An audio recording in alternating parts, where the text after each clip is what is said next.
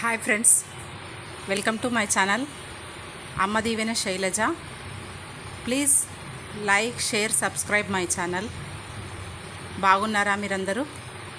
నేనైతే చాలా బాగున్నాను. నాకంటే మంచిగా చాలా బాగుండాలని కోరుకుంటున్నాను. మేము టూర్ వెళ్ళామండి. మా ఫ్రెండ్ సర్కిల్ అందరం కలిసి టూర్ వెళ్ళాము. ఎక్కడెక్కడంటే వనపర్తి జిల్లాలోని పామాపురం,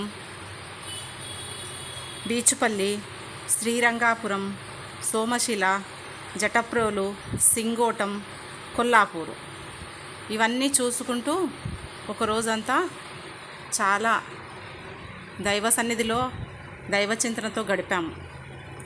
ఈ విషయాన్ని మీతో షేర్ చేసేటందుకు నాకు చాలా సంతోషంగా ఉంది.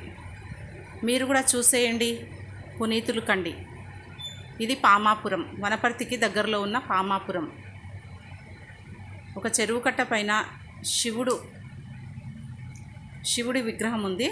నెక్స్ట్ వచ్చేసి ఇది వచ్చేసి శ్రీరంగాపురం వచ్చేసి తెలంగాణ రాష్ట్రంలో వనపర్తి జిల్లాలో పెబ్బేరు మండలంలో కొలువై ఉన్నాడు. శ్రీరంగాపురం అనంత పద్మనాభ స్వామి ఆలయం లాగానే ఉంటుంది. సేమ్ ఇది శ్రీరంగ సముద్రం అనే చెరువు మధ్యలోన 10 ఎకరాల స్థలంలో నిర్మించబడింది.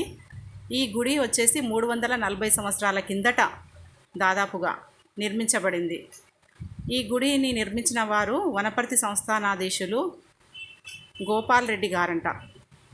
వారికి కలలో కనిపించి శ్రీరంగాపురంలో ఎలా ఉందో అలాంటి గుడి కట్టండి, ఇక్కడ నేను కొలువైతాను అని గద్ద రూపంలో కనిపించి ఎక్కడైతే నేను మాయమవుతానో అక్కడ కట్టండి అని కలలో ఆదేశం ఇచ్చాడంట ఆ రాజుగారికి, ఆ సంస్థానాధీశుల వారికి. అలా కట్టేశారు.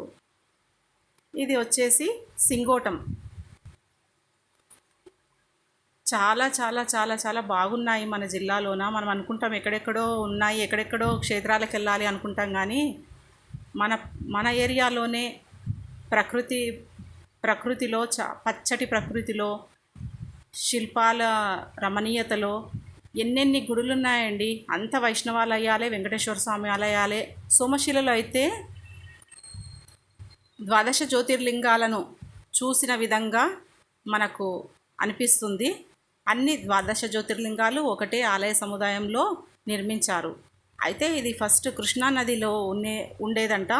తర్వాత అది ముంపునకు గురైంది. తర్వాత వీళ్ళందరూ గుడిని ఇక్కడ నిర్మించారన్నట్టు గడ్డపైన. తర్వాత శ్రీరంగాపురంలో శ్రీరంగ సముద్రం అని ఉంటుంది కదా, నేలమాలిగల లోపల బంగారు తాపడంతో చిత్రపటాలు ఉన్నాయి. ఆలయ నిర్మాణం ఎలా ఉందో ఆ చిత్రపటాల వైశిష్టత వర్ణించలేము మనము. ఇది వచ్చేసి సింగోటం. కృష్ణానది జలజలా పారుతుంటే ఆ సవ్వడి వీణుల విందుగా ఉంది. అసలు మీరు కూడా వినేయండి.